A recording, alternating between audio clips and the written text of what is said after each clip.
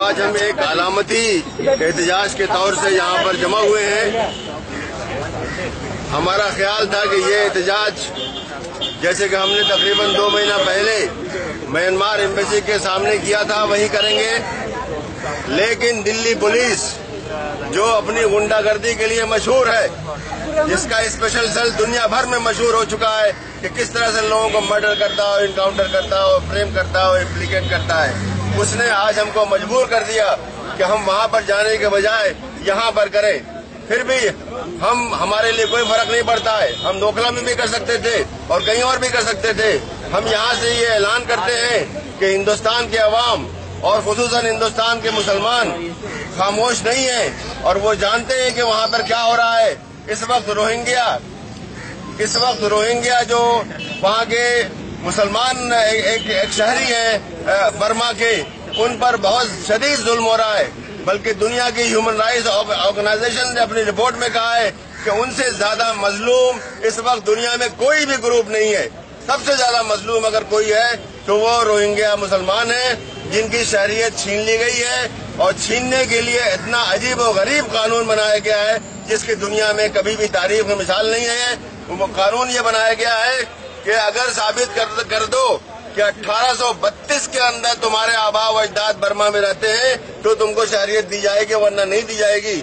हमने अभी एक खत लिखा है बर्मा के एम्बेसडर को, उसमें लिखा है कि अगर यही कानून बर्मा के सारे शहरियों पर नाफिज कर दिया जाए तो बर्मा खाली हो जाएगा, वहाँ पर कोई इंसान नहीं रहेगा। किसके पास सबूत है कि 1832 में उसके माँ बाप उसके अजदाद वहाँ रहते थे?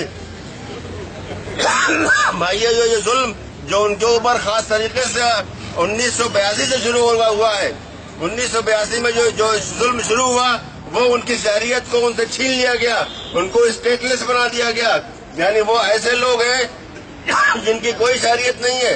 शहरियत न होने की वजह से वो पढ़ नहीं सकते हैं, वो लिख नहीं सकते हैं, वो काम नहीं कर सकते हैं, वो कहीं जा नहीं सकते, इसलिए उनको पासपोर्ट नहीं मिल सकता है। ऐसी हालत में वो भागने को मजबूर हैं। इस वक्त तकरीबन 5 लाख जो है इस तरह के बर्मा के रोहिंग्या मुसलमान बांग्लादेश में रहते हैं।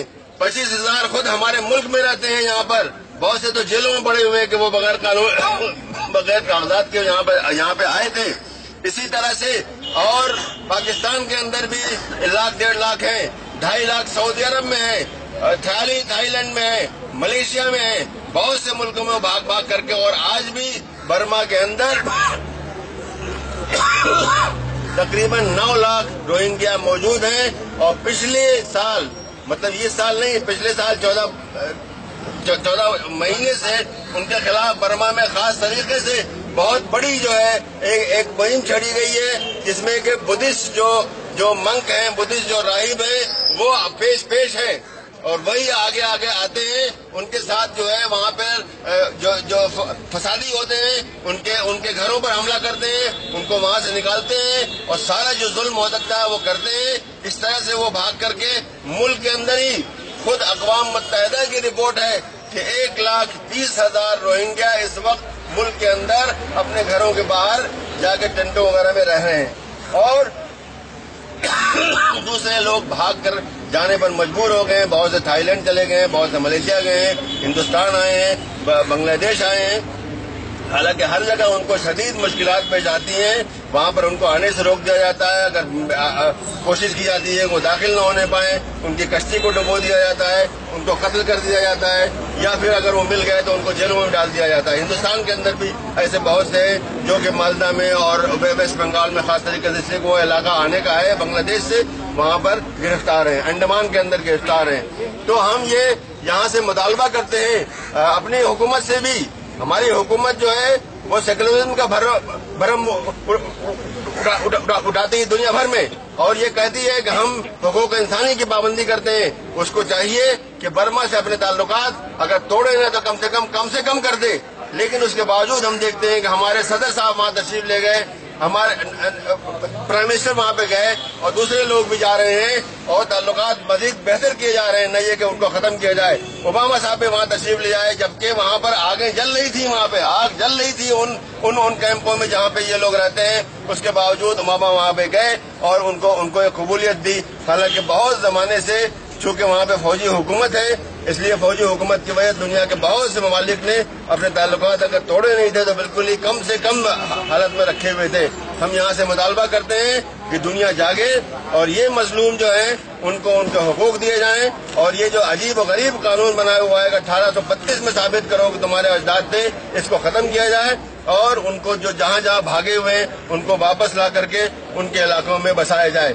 یہ وہ لوگ ہیں, روہنگیا وہ لوگ ہیں جو کہ کم سے کم 800-900 سال سے ان کی تاریخ وہاں پر ہے.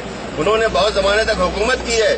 یہاں سے جب اورنگزیب کے زمانے میں ان کا بھائی شاہ شجاع بھاگا تھا تو وہی ہرکانی گیا تھا وہاں پہ. تو ایسا نہیں ہے کہ آج وہ پہنچ گئے ہیں, وہ ممکن ہے کہ بعد میں لوگ گئے ہوں گے, اس لیے کہ انگریز یہاں بھی حاکم تھے وہاں بھی حاکم تھے, اس طرح سے کچھ لوگ یہاں وہاں گئے ہیں, لیکن اکثریت وہ ہے جو وہیں کے رہنے والی ہے, وہیں کے لوگ ہیں.